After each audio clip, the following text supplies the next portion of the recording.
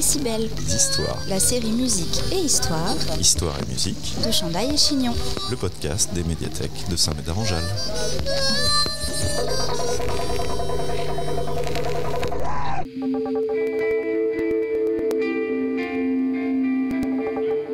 Dans cet épisode de Décibels Histoire un peu particulier, Matt Firehair, chanteur et fondateur du groupe Washington Dead Cats, parle de son expérience et de l'actualité de son groupe qui célèbre ses 40 ans d'existence en 2024. Il évoque aussi, plus largement, 40 ans de la scène rock en France.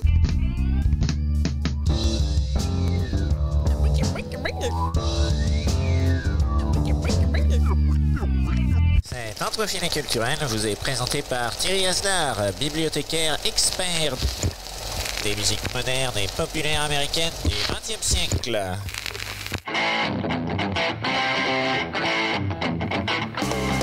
Tous ceux qui ont déjà tenté de monter un groupe de rock savent que trouver un bon nom est un véritable casse-tête. Alors commençons par cet excellent nom de groupe, Washington Dead Cats. Je le trouve vraiment parfait pour votre groupe et sa musique. Qui a eu cette idée lumineuse? Waouh, c'est compliqué en fait, c'est un concours de circonstances. Quand j'ai monté le groupe, au départ, il y avait une fille qui chantait, moi j'étais batteur, pas très bon. Il y avait un bassiste, on cherchait un nom de groupe, alors on était parti sur Dr. Do, des trucs comme ça, des trucs genre James Bond un peu. Voilà. Et puis un jour je reviens, et puis la chanteuse, et oui, il y avait une chanteuse, avant même que ça s'appelle Washington Dead Cats quand j'ai commencé la musique, elle avait dessiné une tête de chat, puis une croix à l'envers. Puis j'étais allé aux États-Unis, à Washington entre autres. Puis en voyant tout ça, je fais c'est marrant, la tête de chat, ça fait 4, ça, la croix à l'envers, c'est la mort un peu, ça fait Dead. Puis Washington DC, la ville de Washington s'appelle Washington District of Columbia. Et du coup ça faisait Washington Dead Cats, ça sonnait comme Dead Kennedys, comme les Stray Cats. C'était un peu, ça regroupait pas mal de trucs avec un côté un peu obscur. Voilà. Mais en fait c'est marrant, j'ai jamais raconté l'histoire, je dis toujours que c'est un mystère, mais ça reste un mystère quand même. Ouais, j'avais vraiment exactement ça en tête, l'idée des Dead Kennedys, des Stray Cats qui... surtout qu'en 84, fin 83-84, quand t'écoutais les Stray Cats, déjà dans le monde du rockabilly, les Stray Cats à l'époque c'était des punks pour les mecs qui écoutaient du rockabilly, ce qui est quand même un truc avec le recul maintenant tu te dis ils étaient pas bien évolués, tout ce qui était les Teddy Boys, les trucs, et en fait il y avait rien de pire quand t'étais punk, quand il y avait un Teddy Boy il te courait après pour taper dessus et inversement. Donc en fait on a opposé deux musiques, deux idées, deux concepts qui étaient à la base pas assimilables dans le mode de pensée des jeunes de l'époque, où t'étais punk, où t'étais rockabilly et tu te tapais dessus, mais tu pouvais pas faire un groupe avec le nom des références qui regroupaient les deux quoi. C'est ce qu'est le punkabilly ou le psychobilly en fait. Et puis Washington DC, ça vous ramène tout de suite à la scène punk rock américaine de la ville, qui est très connue pour le côté straight edge et tout ça. Enfin, vous n'êtes pas assimilé à ça, mais... moi j'ai pas bu d'alcool avant l'âge de 42 ans passés, j'ai jamais fumé, jamais pris de drogue, je faisais du skate. Ce qui me valait d'une partie de la scène de me faire traiter de PD. Tu bois pas, t'es PD, je vois pas bien le rapport en fait. Mais une scène qui était censée être super ouverte, t'étais aussi par certains côtés dans ses habitudes hyper sectaires. C'est-à-dire qu'il fallait, avec un côté un peu viriliste, fallait boire, fallait y aller, fallait attraper des gonzesses après les concerts, c'était un peu ça l'ambiance. Quand t'étais pas dans ce truc-là, que tu faisais du sport, que tu buvais pas, que tu prenais pas de drogue, il y en avait qu'on prenait, je dis pas le contraire, mais moi entre autres, et puis blond décoloré, t'es pas un mec quoi, c'était assez marrant, fallait te défendre de ça tout le temps en fait. Et comme... votre premier album s'appelle Go Vegetables Go, et comme c'est une scène aussi réputée vegan avec les Bad Brains, Mile of Wheat et tout ça. Oui, tout de suite ça résonne. C'est pour ça que je trouve le nom parfait pour votre groupe. Mais les Bad Brains, c'était un méga groupe.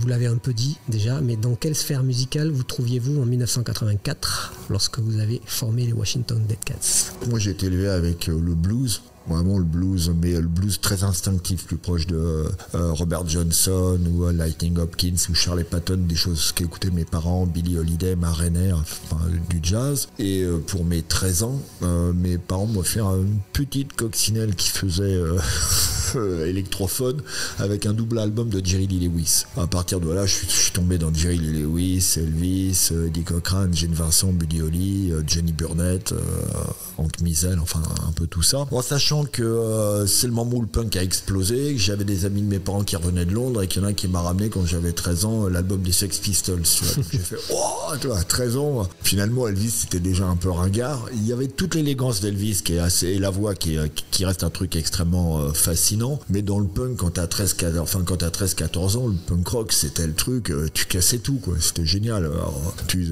décolorais les cheveux, t'avais les cheveux rose, vert, des pantalons déchirés et tout. Tu faisais peur aux bourgeois. Enfin, ce qui est le principe du rock'n'roll. Hein. Ce que faisait plus Elvis, il faisait plus peur depuis le retour du service militaire. Le punk, ça faisait de nouveau peur. Et puis j'étais à l'école, c'est marrant, avec un des premiers groupes punk de gamins qui s'appelait Les Fêlés. Qui ont juste fait un 45 tours, genre, je sais même plus quand c'est. Alors c'était tout pourri, hein, c'était le niveau Plastique Bertrand. Ils avaient 13 ans, tu vois, mais c'était aussi un coup, ils étaient punk, machin, mais c'était genre, Les Fêlés, alors 45 tours, c'était faut tuer le Père Noël ou je sais pas quoi. Donc c'était vraiment le truc des gamins qui voulaient être rebelle, tu vois, à l'époque. Donc ce qui était assez compliqué, finalement, après je fais mes courses, il y a un mec qui m'offre un album des Stones du début, qui te ramène aux racines, tu vois, et c'est vrai que nos influences au départ c'était vraiment, après j'ai découvert Dead Kennedys, qui a été un groupe vraiment important pour nous. Les groupes importants ça a été les Stray Cats, parce que c'était un renouveau du rockabilly où les mecs te disaient on peut jouer, tout le monde a le droit de jouer de la musique, ce que disait le punk aussi, Dead Kennedys, et puis toute la vague punk 77 vraiment, c'est-à-dire les Clash avant tout, c'était un groupe formateur pour nous idéologiquement, même s'il n'y a pas de texte politique chez nous, on a toujours été très impliqués. D'où la reprise sur le dernier album. Voilà, ouais. Alors il y a eu les Clash, il y a eu les Buzzcocks, Steve, UK Sub, les Pistols, et surtout, entre autres aussi, surtout ce qui nous influence sur les parts, c'est Adam and the Ants sur l'album King of the White Frontier. D'accord. Parce que c'est un album où il lance cette espèce de mode pirate, mais il joue avec 2 batteurs, énormément de tom bass, ce qu'il y a depuis toujours chez nous, ce côté très tribal. Toute l'énergie du punk de Dead Ken et le cynisme des paroles parfois, les Cramps, c'est évident que c'est chez nous un truc. Les Meteors peut-être aussi. Voilà, disons que ça a plus été les Cramps parce que dans les Cramps il y a plein de références 60s qui nous ont tout ce qui était la surf music comme Dick Dale, les trucs comme ça, même les Beach Boys, tu vois, pour les harmonies vocales, les 13 Floor Elevators, les Seeds, d'accord, tu vois, psychédélique, oui, tous ces trucs là un peu barrés. Les Cramps aussi avec tout le côté cinématographique. Bah ouais, voilà. Après c'est des trucs très perso. Moi, mes parents étaient fans de films d'horreur, de la Hammer ou de la Universal, et ça m'a rendu. Voilà, je me suis retrouvé dans les Cramps, qui était un mélange de rock 60s, 50s, rockabilly, avec une énergie punk et puis un truc un peu dévoyé. Donc un peu tout ça, du punk, du rockabilly, du blues, de la country. Enfin voilà, la country c'est arrivé plus tard. C'est quand tu te ramollis la country, tu deviens romantique. Ah pourtant Jerry Lee Lewis, oui. Ouais, mais c'est pas ses meilleurs disques.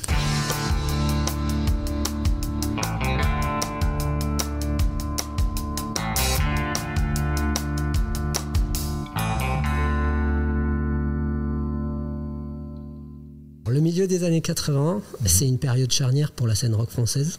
Il y a la séparation des groupes comme Trust et Téléphone qui étaient les groupes principaux.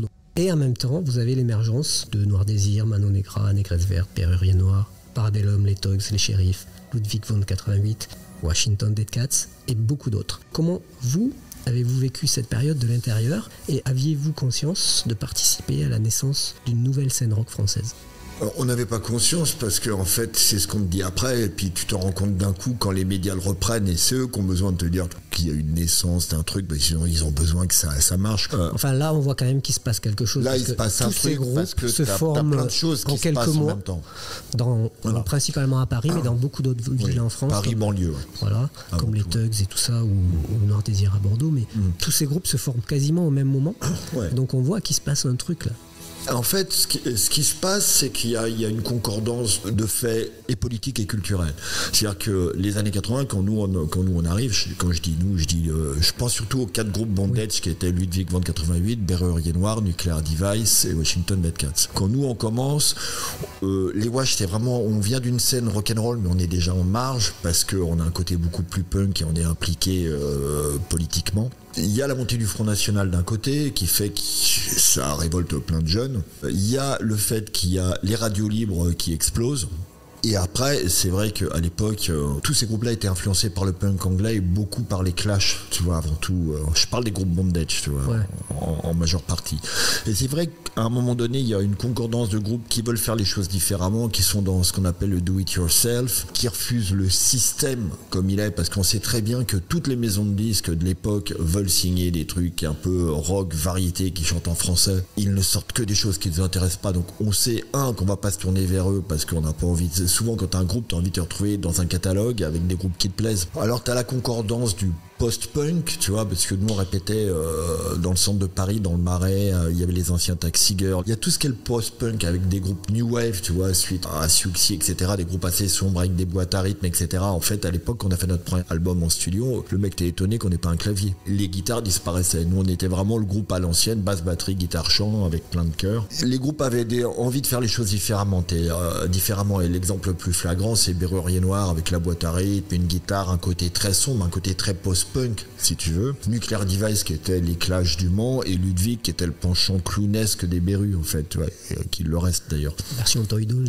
Voilà, oui, la version Toy Dolls des Berus. Donc c'est vrai que c'était des groupes qui étaient beaucoup plus influencés par les groupes anglais, mais tous ces groupes-là étaient influencés par le punk rock et avaient envie de changer les choses. C'est-à-dire que quand les Pistols sont arrivés, c'était pour renvoyer, pour qu'il n'y ait plus, même les Clash le disent dans 1977, la chanson, plus de Beatles, plus de Rolling Stones, tu vois. Nous, c'était pareil. Et donc, en fait, t'as l'émergence de ces jeunes groupes qui font des cassettes eux-mêmes, qui les mettent dans les 2-3 magasins de disques à Paris pour les vendre, que ça soit à l'époque le Silence de la rue, New Rose, puis 2-3 trucs à droite à gauche. D'ailleurs, on les déposait en dépôt-vente, mais souvent on oubliait d'aller rechercher l'argent.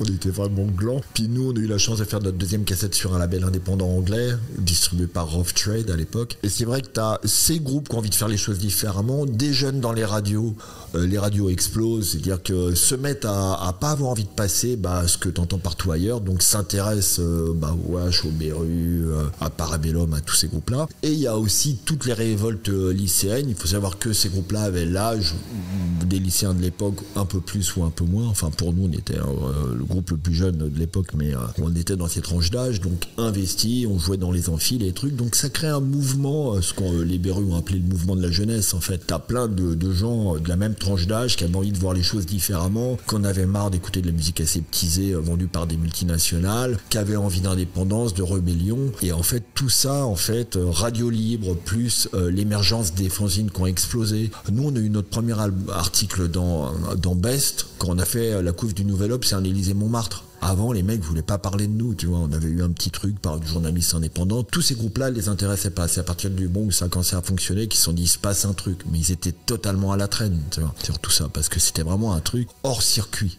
Et c'est ça qui était intéressant pour nous. C'est pour ça qu'on s'est retrouvé sur Bondage Records, qui était à l'époque le plus gros, qui est le label qui a créé le rock alternatif. Tu vois, après ça, il y a eu d'autres labels. Il y a eu le label de Parabellum, Gouniaf Mouvement. Après ça, il y a eu Boucherie, mais qui n'était pas dans le même état d'esprit, qui était moins politisé. Il y a des groupes qui étaient indépendants par choix, comme nous, et il y a des groupes qui étaient indépendants par contrainte, parce que personne ne voulait d'eux.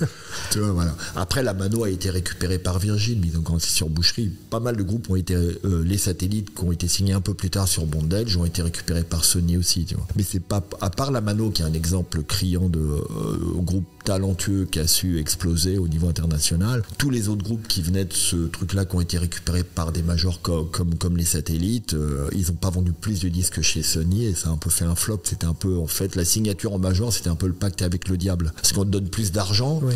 Donc les mecs font « super, j'ai plein de fric, je vais en studio, j'ai plein de fric », mais quand on te donne plus d'argent et que t'es sur une major, si ton disque marche pas, on ne dit pas écoute, dommage, on fait le prochain. On te dit mec, on t'a donné $1 million, t'as rapporté 3 francs 6 sous, donc tu vois la porte, tu la prends et tu reviens pas. Alors que dans le rock indépendant, nous ça a marché, on a fait 75 000 du premier album, à peu près pareil ce qui est beaucoup, du deuxième, ce qui était beaucoup.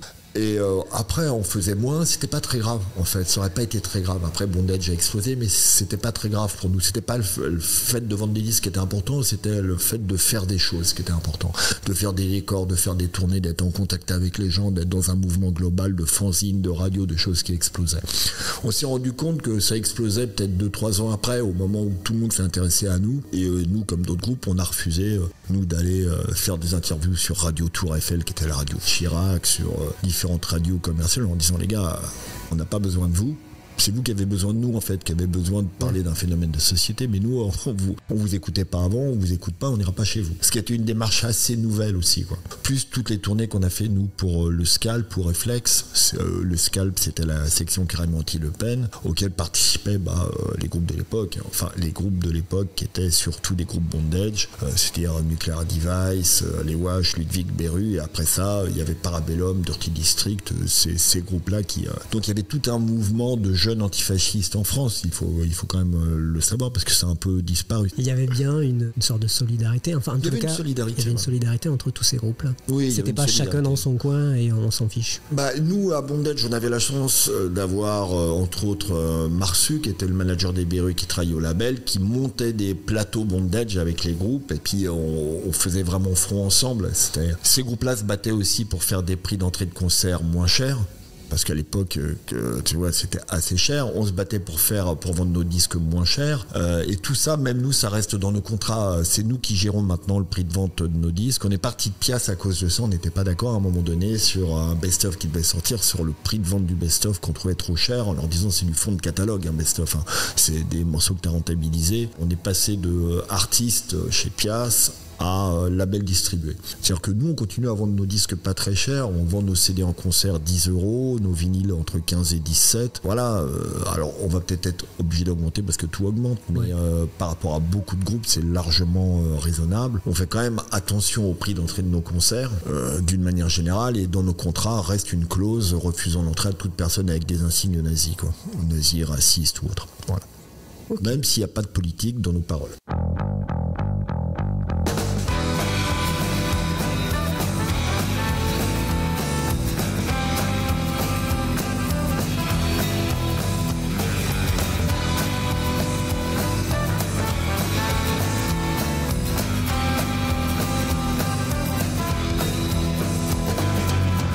Quelles sont les grandes étapes, du moins les moments clés? Bon, je sais, c'est 40 ans, ça va être difficile.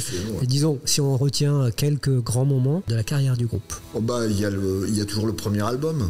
Tu vois, c'est celui que tu fais avec une naïveté artistique, j'entends. De toute façon, on était déjà naïf, mais en plus, il y avait la naïveté artistique. C'est-à-dire que tu retrouves jamais après. Une fois que tu as fait un disque, tu sais comment on fait. Après, nous, on avait fait des maquettes en 4 pistes, en 8 pistes. Là, Bondage nous met dans un studio avec un ingénieur du son en 24 pistes, avec des bandes qui, à l'époque, c'était à bande qui tourne et tout. Le mec te dit, les gars, j'ai fait les Beru, j'ai fait machin, j'ai fait Charles de Gaulle, j'ai fait Oberkampf, on était là. Oh, c'est Dieu! C'était Patrick Wondrich, en fait, c'était pas Dieu, c'était Patrick Wondrich, mais il faisait tous les groupes Bondage, il a fait une grande partie des groupes de rock alternatif, tu vois. Il avait des grandes mains comme des araignées, c'est fascinant quand il bougeait sur la console. En fait, cette naïveté du premier album, tu la perds, parce qu'au deuxième album, ce qui se passe, c'est qu'au premier album, t'es quand même pas très connu. Nous, le premier album est sorti, ça a explosé tout de suite. Et après, tu te retrouves avec le succès, entre guillemets. C'est assez stressant. Tu te dis, les gens ont une attente. En fait, ton premier album crée une attente pour le second. Et en général, il y a peu de groupes qui font un bon second disque. Hein. Faut pas rêver.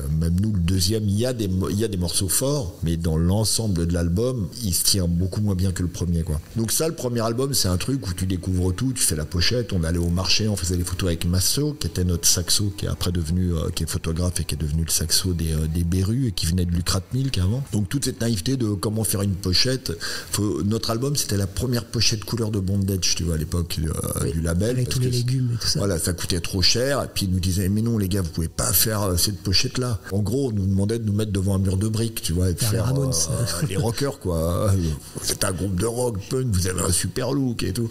On disait, mais non, nous, on veut pas faire ça, tu vois. Donc ça a été une petite bataille, tu vois, et puis c'est passé. Et puis ça collait au concept, au fait qu'on balançait, à l'époque, on balançait des poireaux, des salades, de la farine sur le public partout. C'était un vrai bordel, tu vois, qui nous venait d'un côté peut-être étudiant avant où on faisait des conneries, quoi. Et ça, c'est la première grosse étape. Après le deuxième album, tout ça, on fait à la suite de celui-là, on fait un Élysée Montmartre, on en fait un deuxième, on fait tout ça, on fait un deuxième album avec Pizza Attack, qui est le single qui marche super bien que je trouve l'album assez inégal.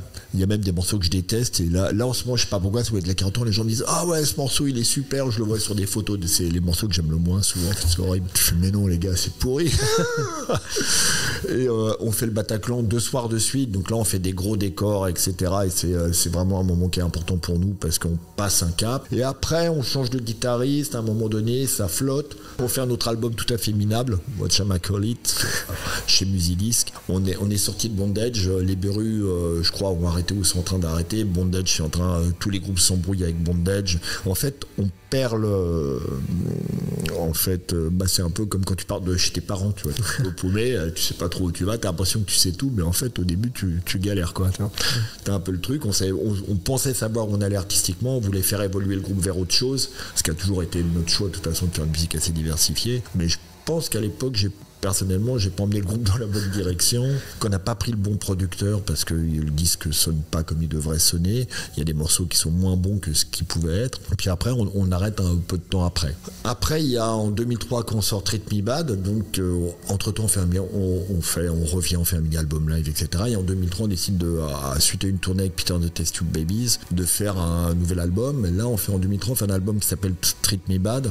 Et là, on repart sur la route. Et cet album-là, c'est un moment un peu charnière, parce que c'est en 2003, c'est le moment où on fait un comeback, un peu comme les compagnons de la chanson. On n'en a fait qu'un. Et ça nous remet sur les rails pour de 2003 à maintenant, quoi.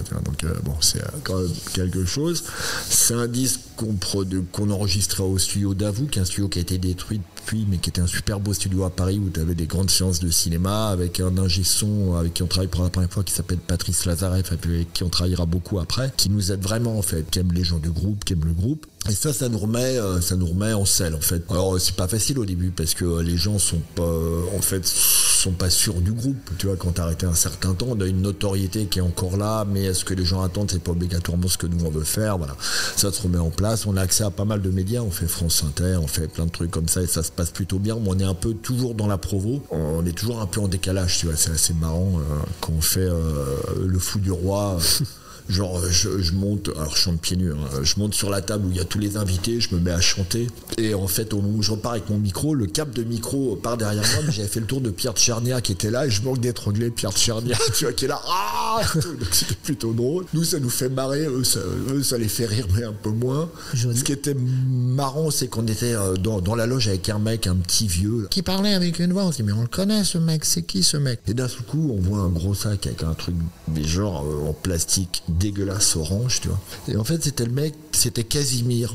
Le mec, il avait écrit sa biographie de Casimir, et c'était Casimir, il parlait en vrai, avec la même voix, tu vois, et il va sur le plateau déguisé en Casimir, et on se dit, waouh, c'était quand même assez flash, quoi. D'accord. Puis après, plein de trucs idiots, comme l'attaché de presse de Piaz qui lui dit, alors voilà, vous allez faire un morceau avec le pianiste de Jacques Brel, qui était sur l'émission. On fait, waouh, quand même, et tout. Il fait, mais alors, c'est tout seul, c'est un piano-voix. On arrive à la répétition, le mec, il dit, le groupe joue pas avec nous. Je fais, non, on nous a dit que c'était juste à deux. Il fait, comment on va faire? Donc, du coup, j'ai retrouvé à faire un morceau piano-voix avec le pianiste de Jacques Brel à l'époque, ce qui n'était pas prévu. Le groupe aurait dû jouer, mais du coup il fallait faire une reprise que les autres n'avaient pas travaillé. Donc c'était assez drôle. C'est la fois où le saxo m'a dit finalement tu chantes pas si mal. Je dis merci putain, au bout le trompettiste après ton année. Donc ça c'était un moment, si je dois en citer un autre, c'est qu'on a fait Under the Creole Moon parce que on a eu toute une période pendant 20 ans à partir de Treat Me Bad et un petit peu avant avec Fred Beltran qui était notre guitariste, qui est le dessinateur de bande dessinée aussi, qui a fait Megalex avec Jodorowsky, des choses comme ça, qui est un peu le Michel-Ange du punkabilly, qui a fait des pochettes pour nous aussi du coup. Et donc on a passé une bonne vingtaine d'années avec lui, 20 ou 22 ans, je sais pas, donc c'était plutôt chouette. Et quand il est parti, parce qu'il il faisait une BD avec Berberian et qu'il n'arrivait plus à tout faire, la tournée en Allemagne, tu rentres, tu dors 2 jours, tu repars, et il fallait qu'il dessine, et à un moment c'était compliqué pour lui. Et en fait, nous on avait monté en parallèle un autre groupe avec le batteur et le bassiste, avec un guitariste 4 mois avant, et du coup on lui a fait passer un test avec les autres, on l'a pris, et c'est Adrien The Duke qui est arrivé, donc il y a 10 ans je pense maintenant, et avec qui on a fait l'album Under the Creole Moon, qu'on a enregistré dans des conditions un peu précaires, mais qu'on a composé en 2 mois. On est allé en studio, on a enregistré, et après on a fait une tournée de 40 ou 60 dates, et ça a vraiment refondé l'identité du groupe autour d'une nouvelle équipe, et c'était chouette parce qu'on a enchaîné. Après celui-là, on a fait quoi après celui-là? On a fait un double album live électrique acoustique au Nancy Jazz Pulsation et ailleurs. On a fait Attack of the Giant Purple Lobsters, et on a a fait le dernier Monkey Brain, plus un 45 tours acoustique, plus des conneries à droite à gauche. Donc ça a vraiment relancé le truc. C'est les 3 grands moments, je dirais, quoi. Et donc bientôt il y en aura un 4e avec ce qui va se passer cette année, enfin en 2024. Oui, en 2024, ouais.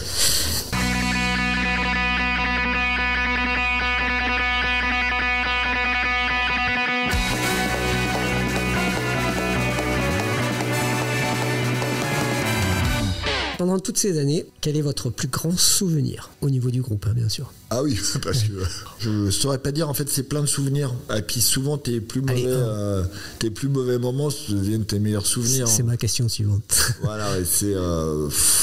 Le truc vraiment, y a pas un truc qui... Ouais, c'est une vie, donc c'est compliqué. Moi j'aime ma vie, je suis content de faire des disques, je suis content de faire des tournées, de rencontrer les gens. À pied une carrière de 40 ans, il y a des hauts, des bas, mais même les bas, mon job c'est de chanter, moi. Enfin, je suis chanteur du groupe, hein, donc mon job c'est de chanter. Donc du coup, il n'y a pas de moment, je suis toujours content de chanter en fait. Je pense que le jour où j'en aurai marre, j'arrêterai, sur mon lit de mort sans doute. Et un truc un peu surprenant peut-être qui est arrivé au groupe à un moment donné. Et je pense qu'il nous est arrivé tellement de trucs surprenants que on a tout eu en positif comme en négatif. En négatif, des descentes de Teddy Boy qui veulent nous casser la gueule parce que pour eux on déshonorait le rockabilly. Et puis tu croises le même mec 30 ans après, ils te disent oui, heureusement que vous êtes là, vous portez la flamme du rockabilly. Là, le mec, vous avez pété un câble. Hein. Tu vois, des descentes de néo-nazis, aussi bien que des concerts au Bataclan, que le motoculteur qu'on a fait cet été devant 15 000 personnes, où on était super étonnés. Nous, on est toujours à se dire, s'il y a des gens qui viennent nous voir, ça sera bien. Tu vois, mais bon, là, t'arrives, il y a 15 000 personnes, on commence, je lève le bras, premier morceau, on fait les chœurs, tout le monde chante, tu fais, ah ouais, d'accord, ok, cool. Tu vois, ça doit être impressionnant. Un des plus durs concerts que j'ai fait récemment, c'est le Hellfest. Voilà. D'accord. Parce qu'il faisait 49 degrés sur scène, on a cru mourir. Mais vraiment, 49 degrés, c'est horrible. L'eau des bouteilles d'eau était tiède et t'es là, tu te dis, je joue pareil devant 15 000 personnes et je me demande si je vais pas mourir dans les 5 minutes. C'est assez dur. L'enfer du Hellfest, on a vécu. Ouais. Voilà. Est-ce que le public a bien répondu au Hellfest? Le public a bien répondu. Ils étaient aspergés d'eau, pas nous. Tu vois. C'était le jour où il y avait la canicule. L'endroit le plus chaud en France, c'était à Nantes. Tu vois, donc on était à Clisson à côté et on a joué à 17h. Ouais. Et c'est le moment où on était sur la scène punk rock qui est plein sud, où le soleil a tourné et d'un seul coup t'étais plus à l'ombre. Il y avait Frustration avant nous, qui est un super groupe d'ailleurs, et les mecs sortent, me disent, nous le soleil arrive à la fin, toi qui bouges tu vas en chier. J'étais là, les gars et tout. En fait j'en ai chié. J'ai cru mourir. C'était filmé en plus, c'est tout horrible.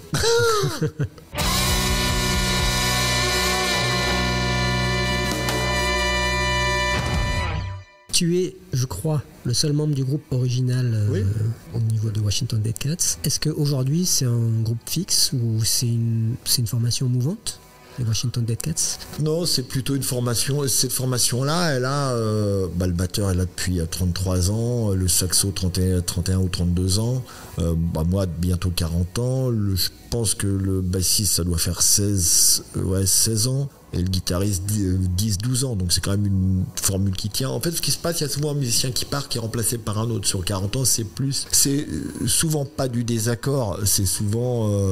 avant, on était basés, tous à Paris. Il y en a un qui part de Montreuil parce que les loyers sont chers pour aller habiter en Bretagne et qui a des enfants. En fait, c'est souvent des gens qui ont eu des enfants qui sont partis faire autre chose, etc. quoi. Vivre autre chose ailleurs, loin du groupe. Oui, c'est quand même un groupe stable.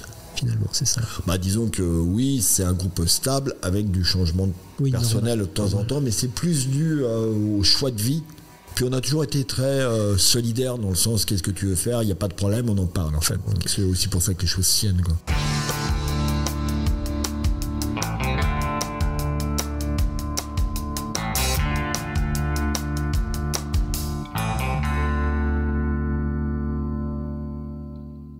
Comment travaillez-vous pour continuer à créer de nouveaux matériels, des nouvelles chansons? C'est-à-dire plutôt côté modernité en s'échangeant des fichiers sur Internet, ou alors vous êtes encore vieille école à répéter dans une vieille cave?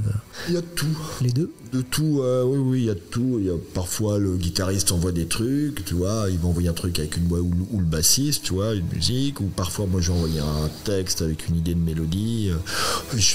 En fait, auparavant, on faisait vraiment à l'ancienne avec Fred, c'était vraiment guitare-voix, on se retrouvait, on écrivait, ou alors on répète, il amenait un riff, on mettait ça ensemble.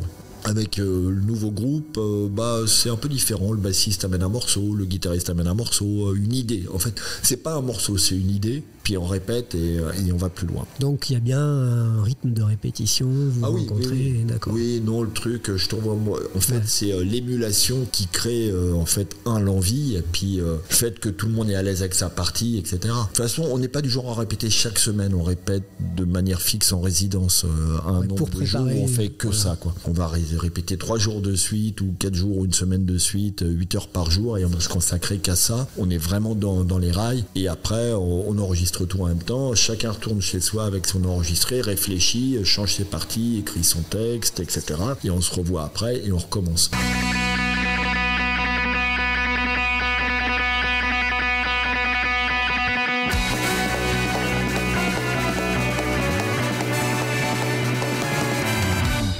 Lorsque vous sortez un nouvel album, est-ce que vous vous intéressez aux critiques et chroniques et aux commentaires qui sont écrits un peu partout sur Internet, dans les revues, etc. Oui, il est évident que quand c'est positif, c'est toujours mieux que quand c'est négatif. Quand tu as passé 1 an ou 2 ans à faire un disque et que si tout le monde se met à te dire que c'est de la merde en barre, tu te dis « Oh, c'est horrible ». On n'a jamais eu trop ce problème-là, à part en 91 avec Watcha Makalit où on n'était pas sûr du disque et le niveau de notoriété du groupe faisait que finalement c'est passé un peu comme une lettre à la poste. Les gens venaient surtout on est surtout un groupe live, tu vois, donc ça allait. Sur le dernier, Monkey Brain, on a eu énormément de retours de gens qui nous disaient « Ah, c'est votre meilleur album depuis le premier ». Parce que toi, tu sais pas, chaque album pour toi est le meilleur en fait, au moment où tu le fais. Sinon, tu le fais pas. Sinon, tu dis pas « Tiens, je vais faire mon 5e meilleur album après celui-là ». Tu écris des morceaux. Au bout d'un moment, quand on avance dans le processus de création, on regarde où on en est et on se dit « Tiens, nous, on pense album. De toute façon, on pense disque, on pense 12 ou 14 morceaux. Et on se dit « Qu'est-ce qui fait que le disque dans son ensemble va être cohérent ? Qu'est-ce qui nous manque comme morceau ? Quelle ambiance, quel truc ?» Parfois on part sur un morceau country et ça finit par devenir un morceau de punk rock parce que on trouve un peu mollasse, parce que ça va pas avec l'ambiance générale, mais la mélodie est bien, donc on change tout. On pense globalement disque et c'est vrai que t'es malgré tout sensible aux critiques. Mais après il y a pas mal d'artistes qui disent « Ouais, moi je m'en fiche, je le lis pas, tout ça ». Ouais, ça m'empêchera pas de faire un prochain disque, c'est clair, mais on les lit. Ce qui est intéressant pour nous, c'est de voir ce que les gens repèrent comme morceau et pourquoi. Et s'ils arrivent à comprendre notre démarche, qui est quand même artistiquement, même quand tu écoutes le dernier album, il y a un morceau très garage, un peu à la Manora Stroman. Il y a un truc qui s'appelle Matahari, qui est très musique de film. Il y a Monkey Brain, qui est très rockabilly classique avec des chœurs. Il y a quand même des choses assez divers et variées, je dirais. Donc du coup, c'est important de voir si déjà ça paraît nous, ça nous paraît souvent cohérent parce qu'il y a un lien qui est le cuivre, le son de guitare et la voix, mais voir comment les gens le perçoivent, pour nous, c'est aussi important. Oui. Parfois, on est aussi un groupe qui, à part sur le dernier album où les autres m'ont dit en fait non, mais sur quasiment chaque album, il y a une balade. Tu vois, ce qui n'est pas très courant dans notre c'est mon côté romantique, je pense. Mais sur le dernier, on fait non, on n'est pas obligé de faire une balade. Et j'ai fait ok. Bon, on a quand même fait Matahari, qui est un beat tempo très filmographique, je crois. Il y a une vidéo pour ce morceau. Ouais, il y a une vidéo. Ouais, je l'ai vu. Très graphique. Ouais. Quand on parle de musique, on est obligé de faire par comparaison pour que les gens puissent se rendre compte. Et on parle beaucoup des influences et tout ça, et je me demandais qu'est-ce que ça fait quand on est le créateur de lire que les gens imaginent de notre musique. Alors ça, c'est une chose à laquelle je fais pas du tout attention, ou alors je dis tiens, pourquoi ils pensent à ça et je vais écouter, parce que dès le début, quand notre premier 45 tours est sorti, Ghost Can Talk, je crois que c'est dans Beth, ils avaient marqué un groupe qui fait penser au Cure avec des cuivres. Mais jamais de ma vie on a fait penser au Cure. Et après on lit une chronique d'album je sais plus où, le mec faisait référence à plein de groupes qu'on ne connaissait même pas. C'est à ça quoi il parle, tu vois, le mec, on n'est pas là du tout. Mais bon, les gens réinterprètent, extrapolent, pensent que du coup tu vas écouter les groupes, parfois tu dis mais ça ressemble pas du tout à ça, c'est pas le même truc. Donc du coup ça j'ai arrêté d'y attacher de l'importance, parce que depuis que si ça ressemble au Cure avec des cuivres, on serait milliardaire en fait. donc j'ai bien compris qu'il fallait pas.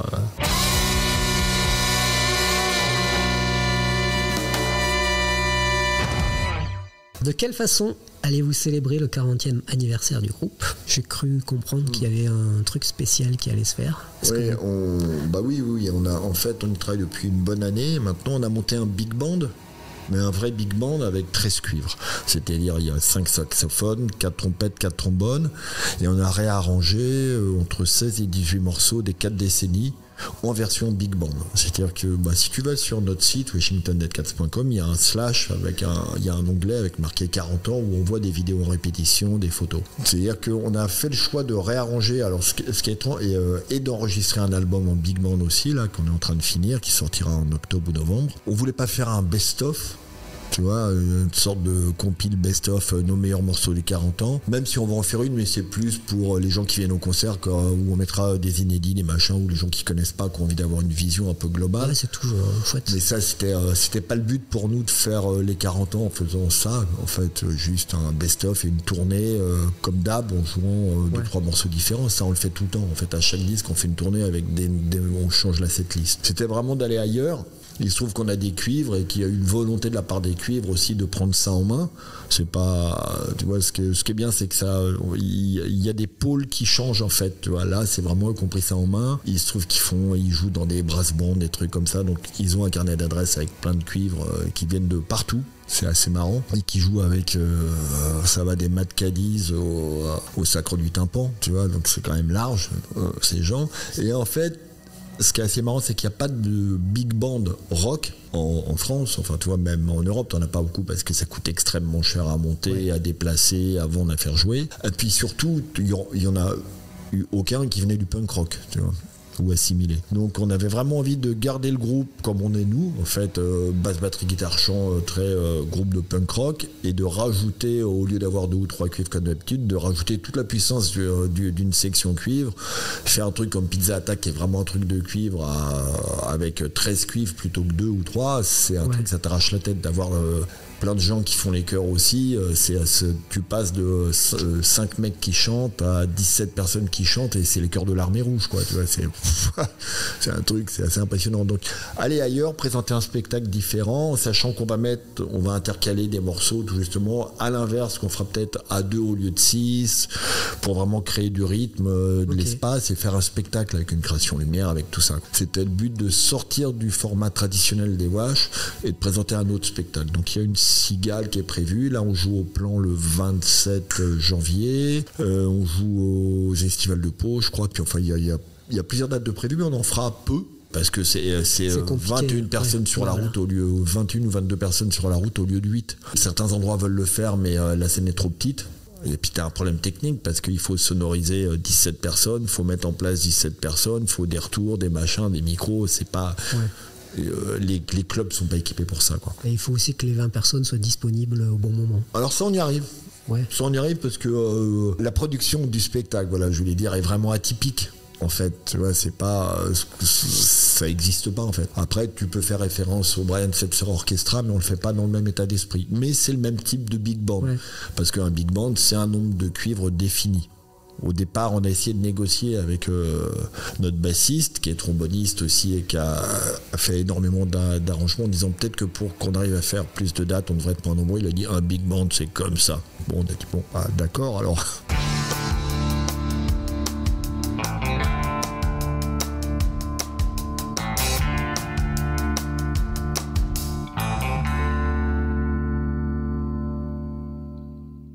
Question que je pose à tous nos invités pour terminer. 3 choses que tu aimes et 3 choses que tu n'aimes pas. Une chose que je déteste, c'est les betteraves rouges. On a le droit. Tout ce que tu veux. Après, alors 3 choses que j'aime, c'est le skate, le surf. Enfin, ça en fait une pour moi, parce que je suis venu habiter à Lacanau, entre autres, pour arrêter le skate, parce que je suis cassé de partout. J'en fais depuis que j'ai l'âge de 13 ans et j'ai plus un os qui tient. Donc, je suis tombé dans l'eau, ça faisait moins mal que de tomber sur le béton. Et à un moment, voilà. Donc, skate, surf, tout ça, voilà. Après, la musique, c'est évident que la musique, c'est une grande partie de ma vie et c'est ce qui m'a donné mon métier, voilà. Et après, je mettrai au même niveau Le dessin, la peinture, l'art, vu que je fais du graphisme à côté, je fais une partie des pochettes, etc. Donc voilà, puis je fais les clips souvent du groupe, donc voilà, tout ce qui est cinéma, littérature, graphisme, ça en fait 3 dans une. Alors ce que j'aime pas encore, à part les betteraves rouges, j'aime pas l'ultra-droite et les néo-nazis, ça c'est clair. J'aime pas le Rassemblement national, c'est clair. Alors ça en fait 2, vu que les néo-nazis, les xénophobes, les homophobes, voilà, les antisémites, bien qu'on s'en cache maintenant, mais tout ça c'est le Rassemblement national rassemblé sous des étiquettes un peu hypocrites. Donc ça en fait 2 avec les betteraves rouges. Merci beaucoup. Bah de rien, c'est moi.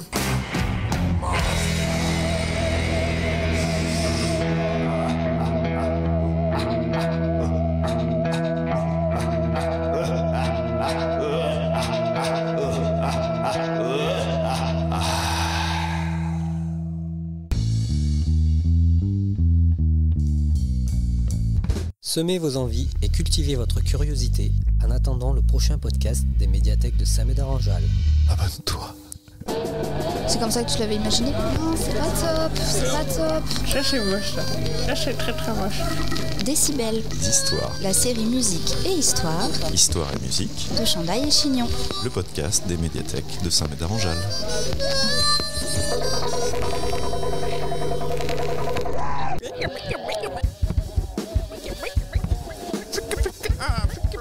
Ah,